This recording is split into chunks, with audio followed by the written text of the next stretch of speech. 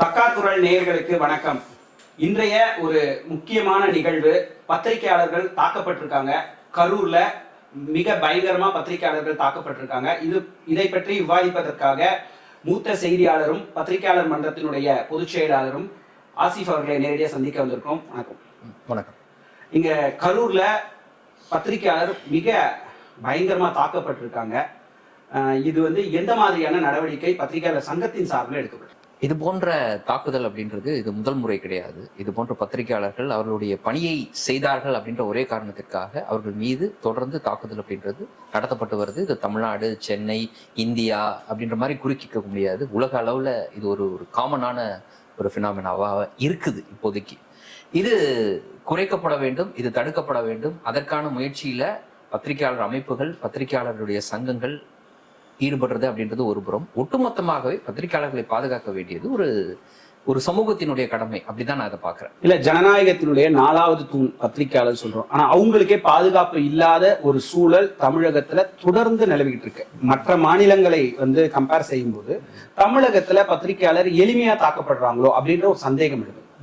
அதான் நான் சொன்னேன், இது ஒரு காமனா நடக்கக்கூடிய ஒரு விஷயமா மாறி இருக்கு. இப்போ சமீபத்துல கூட நீங்க குறிப்பிட்டது போல சென்னையில கூட ஒரு நிகழ்வை பதிவு செய்வதற்காக போயிருக்கக்கூடிய பத்திரிகையாளர் மீது, ஒளிப்பதிவாளர் மீது, அதுவும் பெண் பத்திரிகையாளர்களுக்கு காவல்துறையினரே அவங்கள பிடிச்சு வெளியில தள்ளுறது, இந்த மாதிரியான விஷயங்கள் சமீபத்துல நடந்ததை கூட நம்ம பார்க்கிறோம்.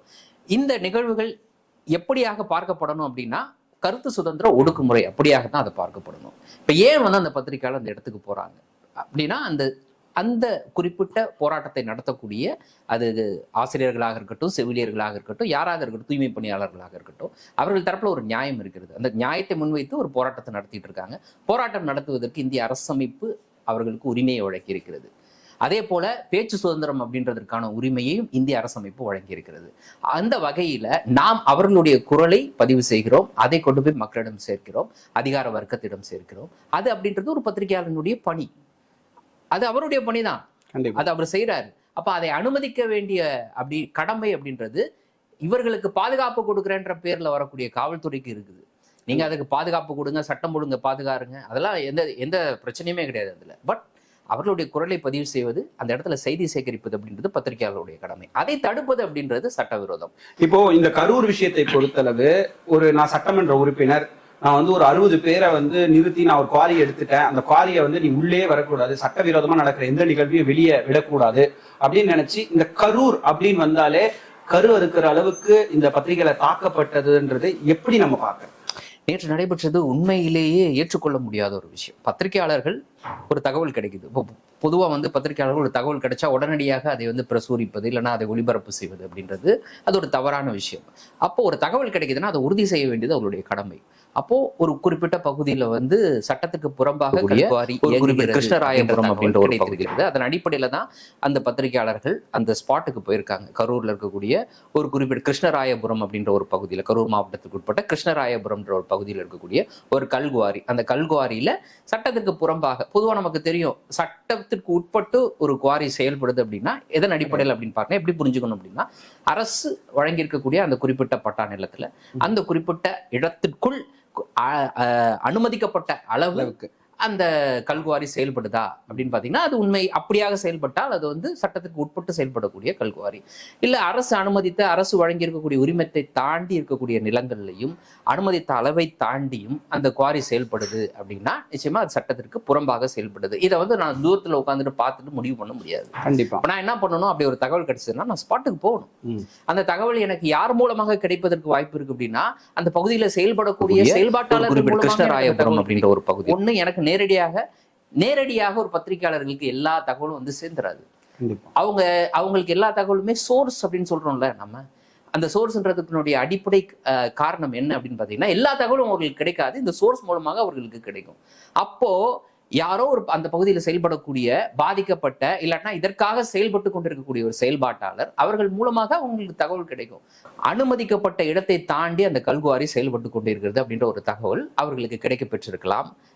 அதன் மூலமாக அதை உறுதி செய்யக்கூடிய வகையில அந்த இடத்துக்கு சென்று அதை பார்வையிடுறது, இல்லைன்னா ஆய்வு செய்வது அப்படின்றது ஒரு பத்திரிகையாளருடைய கடமை. அந்த கடமையைத்தான் கதிரவன் செய்திருக்கிறார் அப்படின்றதான், அப்படியாகத்தான் நம்ம அதை புரிந்து கொள்ள வேண்டும்.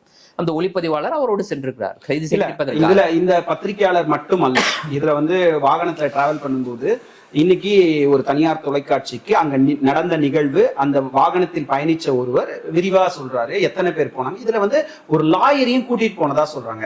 ஒரு பத்திரிகையாளர் அவருடைய தகவலின் அடிப்படையில அங்க போட்ட ஒரு லாயரை கூட்டிட்டு போக வேண்டிய அவசியம் என்ன?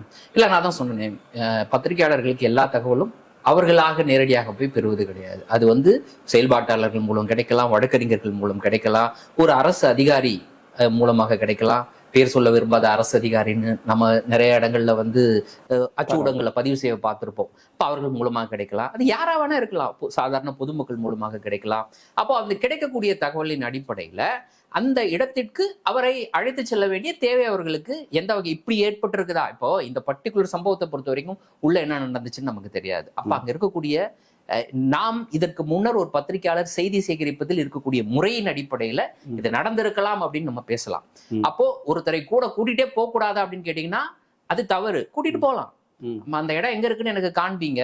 அந்த பகுதியில செயல்படக்கூடிய செயல்பாட்டாளர் அவர் தான் சொல்றாரு, இந்த இடத்துல இப்படிப்பட்ட சட்டத்துக்கு புறம்பாக ஒரு விஷயம் நடக்குது அப்படின்னு சொல்றாரு. சரி வாங்க எனக்கு காமிங்கன்னு சொல்லி அவரை கூப்பிட்டு போகலாம். அதை தாண்டி அவருக்குன்னு ஒரு லிமிட் இருக்கு. அந்த லிமிட்டை தாண்டி அவரை இவர்கள் பயன்படுத்தினார்களா, அதாவது பத்திரிகையாளர்களை பயன்படுத்தினார்களா, இல்ல பத்திரிகையாளர்களை பயன்படுத்தி அவர் லிமிட் தாண்டினாரா அப்படின்றதுலாம் நமக்கு தெரியாது. பட் ஒருத்தர் கூடயே போகக்கூடாது அப்படின்னு நம்மளால சொல்ல முடியாது. பத்திரிகையாளரோடு பத்திரிகையாளர்கள் மட்டும்தான் பயணிக்கணும், வேற யாருமே கூட. ஏன் பாதிக்கப்பட்டவர்கள் வந்து ஏதோ ஒரு பகுதியில் இருப்பாங்க, அந்த சைட்ல அந்த இடத்துல நாங்க பேச விரும்பல, நாங்க இன்னொரு இடத்துல வந்து பேசுறோம்னு சொல்லுவாங்க.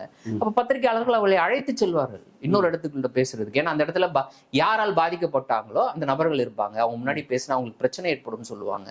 இப்போ இதெல்லாம் சாதாரணமா நடக்கக்கூடிய ஒரு விஷயம். பொது இடத்துல சந்திப்போம் ஒரு சோர்ஸ, அவர் யாராக வேணா இருக்கலாம், கண்டிப்பா அவர் மீள குற்ற பின்னணி கூட இருக்கலாம், குற்ற வழக்குகள் கூட இருக்கலாம். ஆனால் தன் மீது இருக்கக்கூடிய குற்ற வழக்கு தொடர்பாக அவர் உண்மையை சொல்ல விரும்புறாரு அப்படின்னா அவர் பத்திரிகையாளர் சந்திக்கிறாங்க.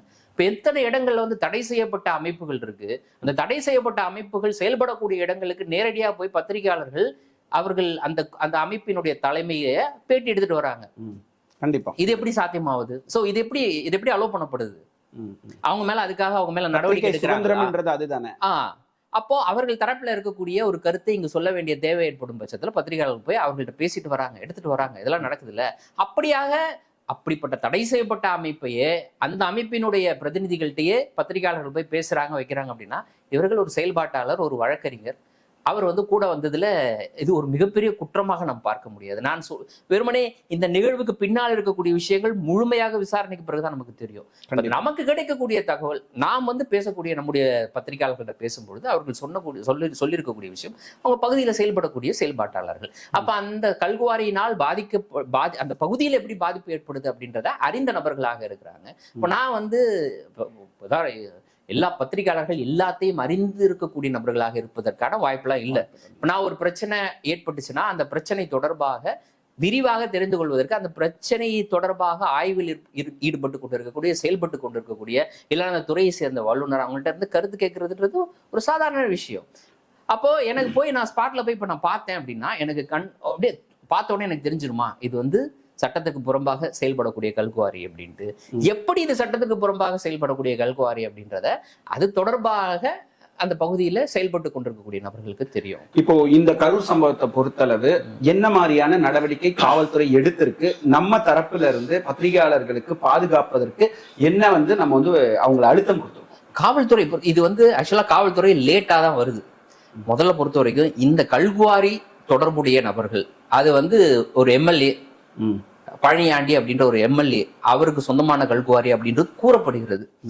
அப்புறம் அந்த நிகழ்வுல இந்த பத்திரிகையாளர்களை திரட்டி வந்து, அதாவது எப்படி நடந்திருக்கு அப்படின்னா இவங்க ஸ்பாட்டுக்கு போயிருக்காங்க, போனதுக்கு பிறகு அங்க இருக்கக்கூடிய குண்டர்கள் அவர்களுக்கு இவங்களுக்குள்ள ஏதோ ஒரு வாக்குவாதம் நடந்திருக்கு. அதற்கு பிறகு அந்த பத்திரிகையாளர்கள் அந்த இடத்த விட்டு கிளம்பி இருக்காங்க. நீங்க சொன்ன மாதிரி அந்த கூட 2 நபர்களும் அந்த கார்ல இருந்திருக்காங்க போல. ஒரு இடத்துல போய் நின்று இருக்கிறாங்க. நின்ற இடத்துல அவங்க துரத்திட்டு வந்திருக்காங்க. அந்த கல்குவாரியை சேர்ந்த நபர்கள் துரத்திட்டு வந்தாங்க. அவங்க வந்து பத்திரிகையாளர்கள் மீது தாக்குதல் நடத்தி இருக்கிறாங்க. இப்படிதான் நடந்திருக்கு அப்படின்ட்டு. இப்ப போலீஸ் அப்படின்றது லேட்டா தான் வருது உள்ள. போலீஸை பொறுத்த வரைக்கும் இதுக்கு பிறகு இந்த தகவல் அறிஞ்சு அதற்கு பிறகு 2 பேரும் போலீஸ் ஸ்டேஷனுக்கு போய் அதற்கு பிறகு மருத்துவமனைக்கு போய் விசாரணைன்றது இப்ப லேட்டா தான் நடந்துட்டு வச்சுக்கோங்க. அப்போ இந்த விஷயத்துல போலீஸினுடைய பங்கு லேட்டா தான் வருது. இப்ப நாம போலீஸ் கிட்ட முன்வைக்கக்கூடிய கருத்து உண்மையில் என்ன நடந்தது அதை விசாரித்து சம்பந்தப்பட்ட நபர்கள் பத்திரிகையாளர்கள் மீது தாக்குதல் நடத்தி சம்பந்தப்பட்ட நபர்கள் மீது நடவடிக்கை எடுக்கணும்.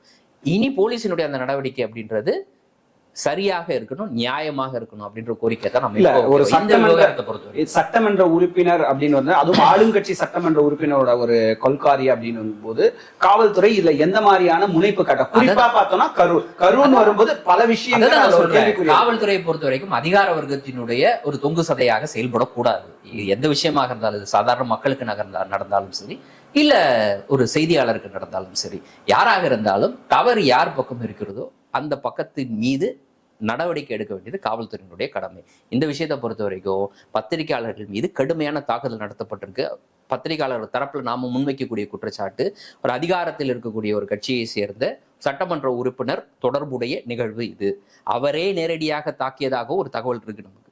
அப்போ அந்த நபர் மீது நடவடிக்கை எடுக்க வேண்டிய தேவை இன்னைக்கு காவல்துறையிடம் இருக்கு. அப்போ அந்த அழுத்தத்தை நாம் ஒரு அமைப்பாக பத்திரிகையாளர் அமைப்புகள் எல்லாம் ஒன்று சேர்ந்து பத்திரிகையாளர்கள் அனைவரும் ஒன்று சேர்ந்து கொடுக்க வேண்டிய தேவையில நம்ம இருக்கோம். அதை தொடர்ந்து கொடுத்து கொண்டு இருக்கிறோம். இப்போ அந்த வகையில இவர்களுக்கு நீதி கிடைக்க வேண்டும், நியாயம் கிடைக்க வேண்டும். இனி இது போன்று நடைபெறக்கூடாது. இதில் எடுக்கக்கூடிய அந்த நடவடிக்கை அப்படின்றது இனி அதிகார வர்க்கத்தில் இருக்கக்கூடிய நபர்கள், நம்ம கிட்ட அதிகாரம் இருக்கு, அது யாரா இருந்தா என்ன, சாதாரண பொதுமக்களா இருந்தானே பத்திரிகையாளராக இருந்தானே நான் அவங்க மேல என் அதிகாரத்தை செலுத்துவேன், அதுல இருந்து நான் தப்பிச்சுப்பேன் என்னோட அதிகாரத்தை பயன்படுத்தி அப்படின்னு இனி யாரும் யோசிக்க கூடாத அளவிற்கு இதில் அந்த நடவடிக்கை இருக்க வேண்டும் அப்படின்றதா பத்திரிகையாளர் அமைப்புகளினுடைய விருப்பமா. இப்ப 2026 தேர்தல் அப்படின்னாலே பரபரப்பான ஒரு சூழல்ல பத்திரிகையாளர்கள் தான் முன்கூட்டியே சென்று பல தகவல்களை மக்களுக்கு கொண்டு சேர்க்கக்கூடிய ஒரு பத்திரிகையாளர்கள். இப்போ இந்த மாதிரியான விஷயங்கள் ஒரு நடந்திருக்கக்கூடிய சூழல்ல பத்திரிகையாளர்கள் முன்னெச்சரிக்கை என்னென்ன பண்ணணும்? பத்திரிகையாளர்கள் முன்னெச்சரிக்கை அப்படின்றது பத்திரிகையாளர் களத்துக்கு போகும்பொழுது, ஏன்னா இது வந்து போர் சூழல்ல நம்ம வேலை செய்யல. ஒரு சாதாரணமா ஒரு தேர்தல் சமயத்துல ஒரு பொதுக்கூட்டத்துக்கு போறோம், இல்லைன்னா ஒரு ஆர்ப்பாட்டத்துக்கு போறோம், போராட்டத்துக்கு போறோம். பெரும்பாலும் பொதுக்கூட்டம் பிரச்சார கூட்டமாக தான் இருக்க போகுது. தேர்தல்னு வரும்பொழுது அதுதான், அதை தாண்டி வேற ஒன்றும் இல்லை. அது அரங்க கூட்டமாக இருக்கலாம், பொது இடங்களில் நடக்கக்கூடிய கூட்டமாக இருக்கலாம்.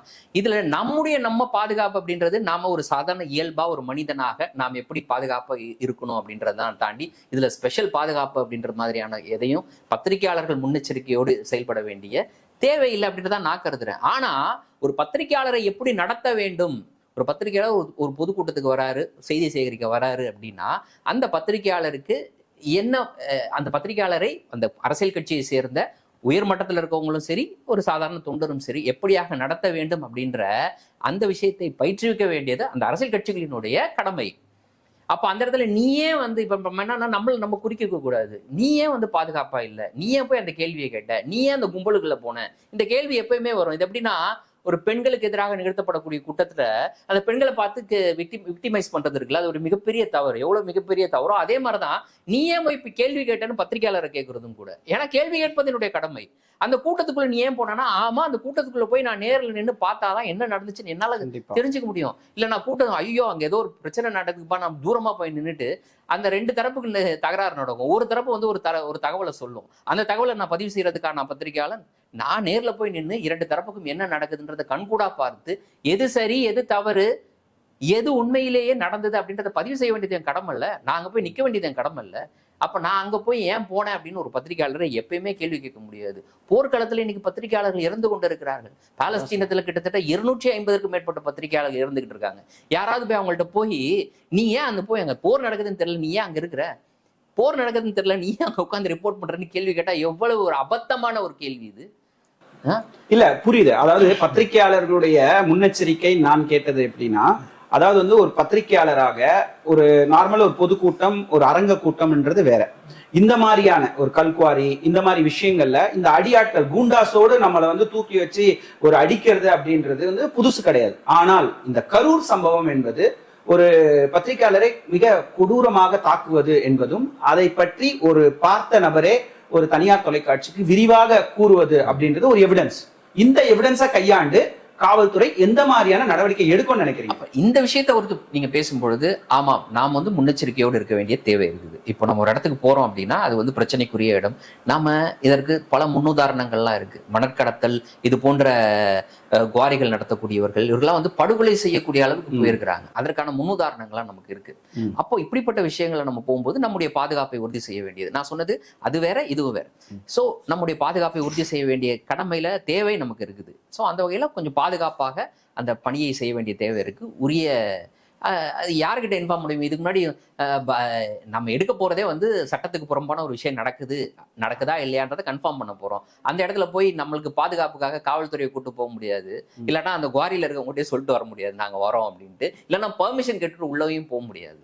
ஸோ அதை தாண்டி இதை எப்படி நம்மால் நம்முடைய பாதுகாப்பை உறுதி செய்து கொண்டு அந்த தவறு நடக்குதான்றதை உறுதி செய்ய முடியுமா அப்படின்றதுக்கான வழிகளை கண்டறிந்து அந்த பகுதியில் இருக்கக்கூடிய இப்போ கூட போயிருக்காங்க பார்த்தீங்களா, அது கூட ஒரு நல்ல விஷயம் தான். பாதுகாப்பாக அந்த பகுதியில் இருக்கக்கூடிய ஒரு நபரை வந்து கூட அழைத்து செல்வது அப்படின்றது ஒரு பாதுகாப்பான ஒரு விஷயம் தான். நான் மறுபடியும் சொல்றேன், இந்த குறிப்பிட்ட நிகழ்வுல எதற்காக அழைத்து செல்லப்பட்டார்கள், அவர்கள் யார் அப்படின்ற பின்னணிலாம் நமக்கு தெரியாது.